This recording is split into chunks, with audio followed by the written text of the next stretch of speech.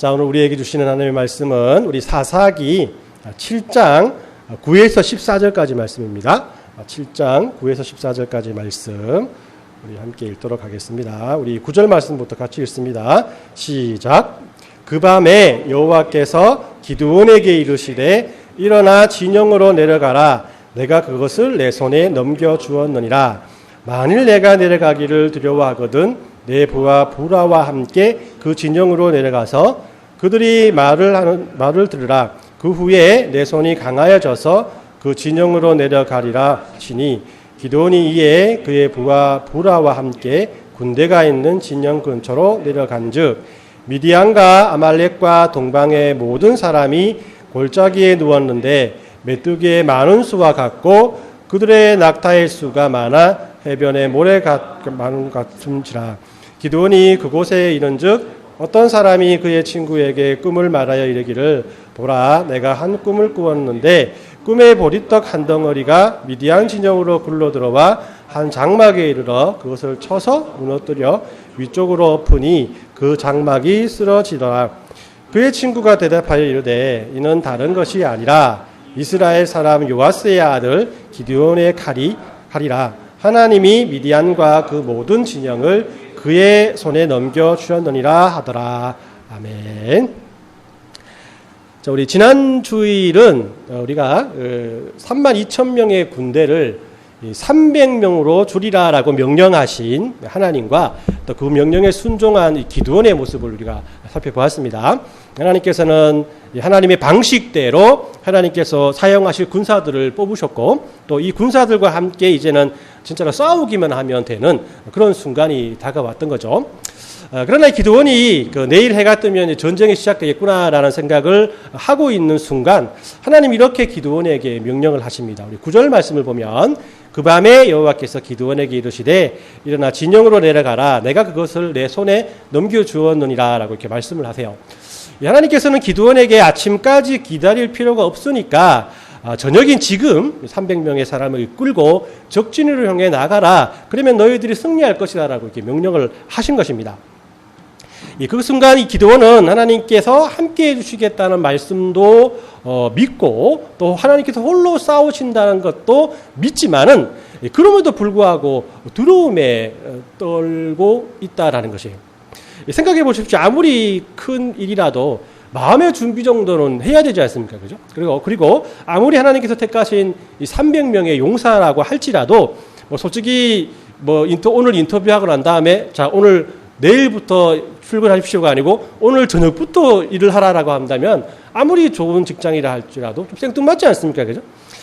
기드온과 300명의 용사 모두에게 이런 하나님의 명령은 너무나 부담이 되는 명령이었습니다.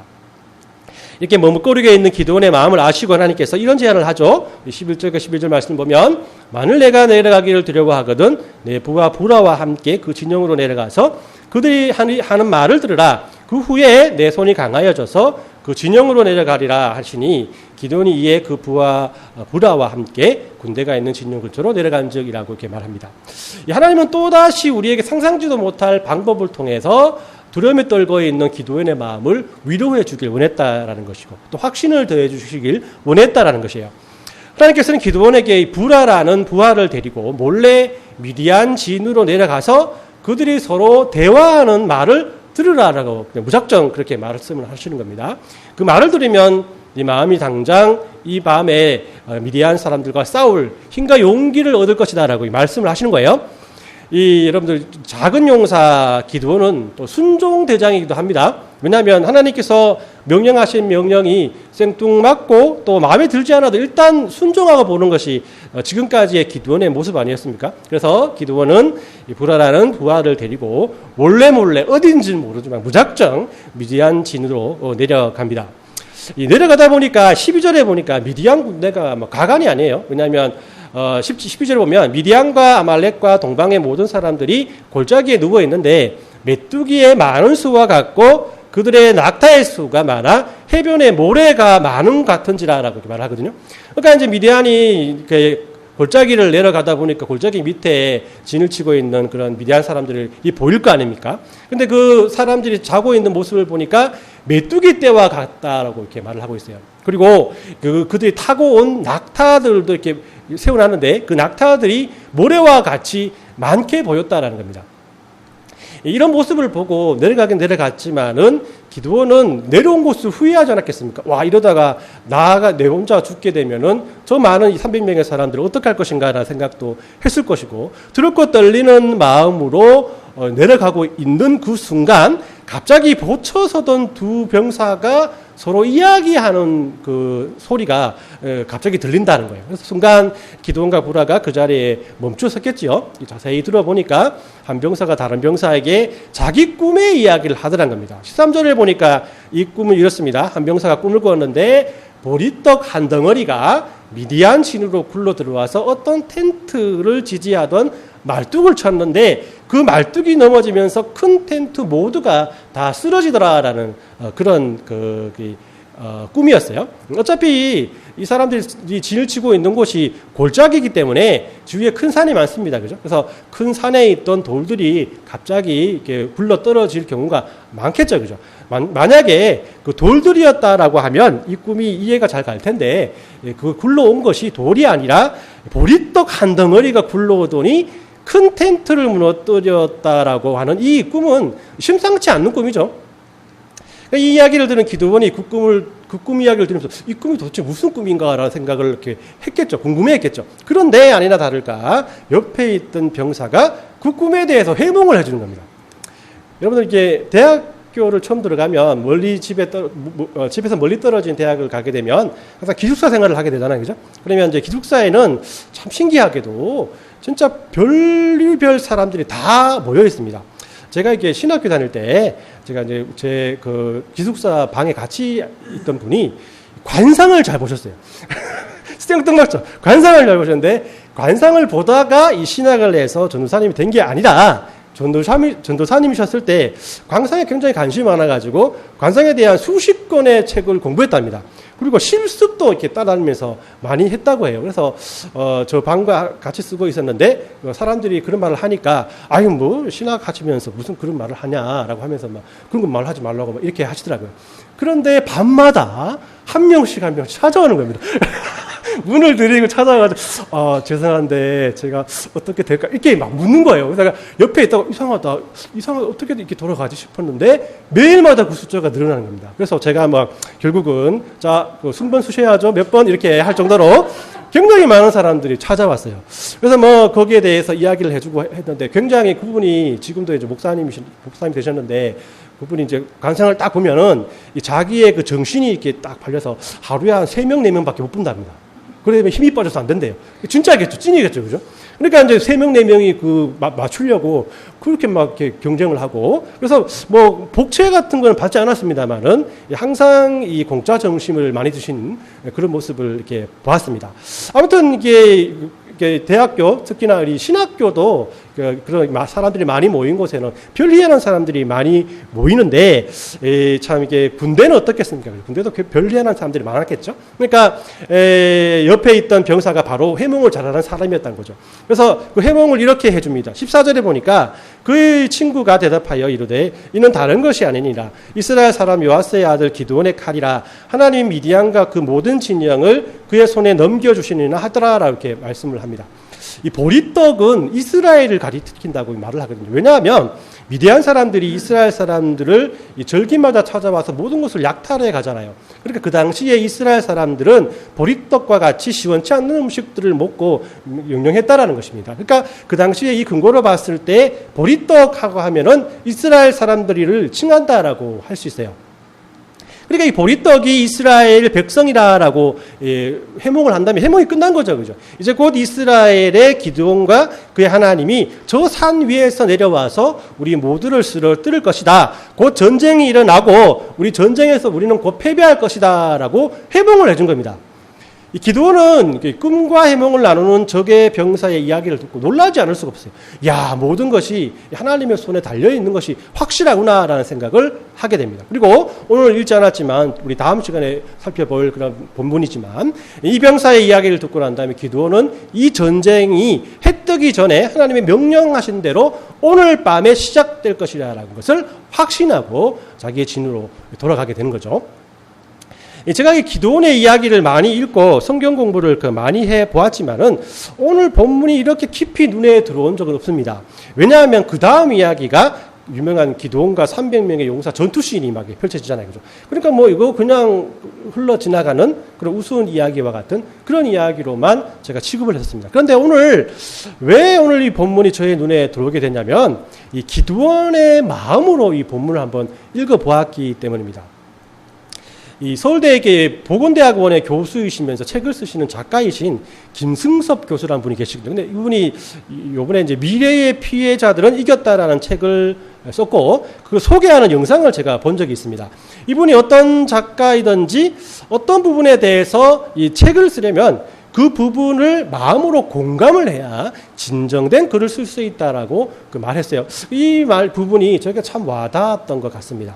제가 이렇게 성경을 설교를 하면서 성경의 주인공과 또 성경의 이야기를 여러분들 설명을 하면서 그 사람의 마음이 되지 않는다면 진정으로 그 사람에 대한 또 그 사건에 대한 일들을 진정한 마음으로 전할 수 있을까라는 생각을 제가 좀 하게 되었다는 것이죠.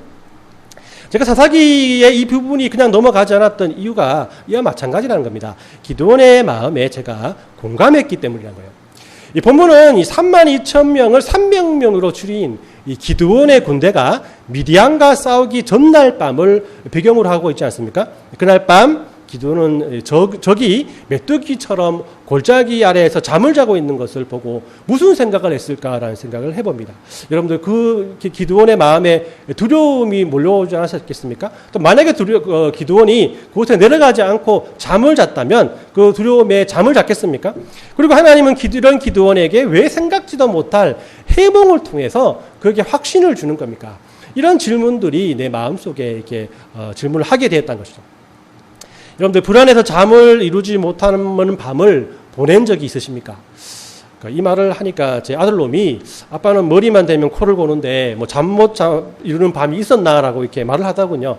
그 말이 맞죠. 저는 항상 잠을 잘 자는 사람이지만 아이들이 크면서 나이가 들면서 몸이 예전 같지 않으면서 계속해서 우리들은 두려움과 불안함에 잠 못 이루는 밤을 지낼 때가 많다라는 것이에요.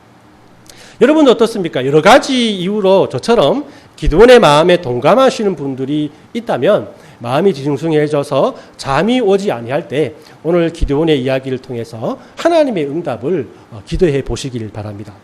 하나님은 잠 못 이루는 밤을 지내는 우리들에게 수면제를 주시는 것이 아니라 첫 번째로 우리의 연약함을 아시고 이 사랑을 통해서 우리를 위로해 주신다라는 것이에요.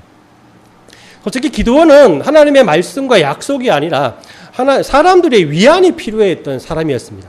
우리는 생각합니다. 이 하나님의 명령을 들을 수 있는, 직접 명령을 다이렉트로 들을 수 있는 영성이 있다면 더 이상 무슨 위로가 필요한가라고 생각을 할 수 있어요. 이런 사람이라면 무슨 걱정이라도 하나님의 이름으로 이겨낼 수 있지 않나라는 생각을 합니다. 하지만 어떨 때 사람은 하나님의 은혜도 좋지만 사람의 위로가 더 그리울 때가 있는 거예요. 왜냐하면 그만큼 우리는 연약한 존재이기 때문이라는 것입니다. 어떤 면에서 기드온의 약한 점이 바로 이런 것들이겠죠. 그죠? 그래서 하나님은 기드온의 연약함을 아시고 사람을 통해서 그것도 유명한 선지자나 300명의 그런 용사들에게서가 아니라 이 적군의 말단 용사들, 김병장일 수도 있고 박일병일 수도 있죠. 그죠? 이런 사람들의 말을 통해서 위로와 자신감을 가질 수 있는 길을 열어주셨다라는 것입니다. 우리 마지막 14절에 우리가 읽어보았지만 이게 어찌 사람이 하는 말이겠어요. 그죠? 바로 하나님께서 기드온이 들으라고 그리고 듣고 용기를 내라고 그들의 입을 통해서 기드온에게 말씀하시는 말씀이 아니겠어요? 기드온은 이 말을 그래서 사람의 말이 아니라 하나님께서 자신에게 하신 말씀으로 듣고 확신에 넘치는 그런 마음을 가지고 자신의 그런 진으로 돌아가게 되었다라는 것입니다. 다른 관점으로 본다면 병사들이 이런 이야기를 할 정도면 벌써 대부분의 병사들이 다 아는 사실이라는 뜻이죠. 그죠? 그만큼 미디안의 사기는 땅을 치고 있었다는 것이 현실일 겁니다. 이 군사의 양이나 질로 봐서 또 무기로 봐서 위에 있던 미디안 연합군들이 이렇게 사기가 떨어졌다는 것은 비록 기드온은 지금 전쟁 앞에서 갈팡질팡하며 확신하지 못해서 위험한 밤길을 걸어와서 이 병사들의 이야기를 엿듣고 있지만 이미 하나님께서는 그들과의 전쟁을 치르셔서 승리해 놓은 상태라는 것입니다. 이것이 하나님께서 벌써 싸움에서 승리했다는 증거가 아니냐라는 것입니다. 하나님은 이렇게 우리들의 연약함을 아시고 결국 하나님의 은혜로 이 모든 연약함을 채워주시는 분이시다라는 것입니다.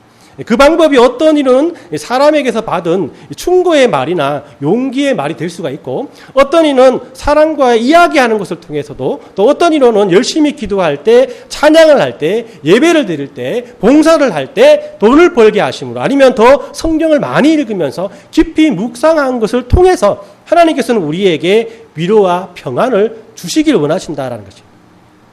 왜 이렇게 응답의 방법이 다른 것일까요? 그것은 우리들이 연약하기 때문입니다. 우리들의 연약한 부분에 맞게 하나님께서는 맞춤형 은혜 서비스를 해주심으로 우리들이 하나님의 일을 할 수 있도록 용기를 주신다는 것입니다. 이 말은 다른 말로 하면 하나님 사람을 의지하고 현실을 의지하라는 말이 이것이 아니라 하나님의 응답은 사람을 통해서도 현실을 통해서도 이루어질 수 있다라는 것을 뜻한다라는 것입니다. 그러니까 우리는 기드온이 그리했던 것처럼 말단 병사의 이야기에도 하나님이 우리에게 하신 말씀으로 귀를 기울여야 하고, 우리 주위에 일어나는 모든 변화에도 우리는 관심을 가지며 신앙생활을 이어가야 한다는 것이죠.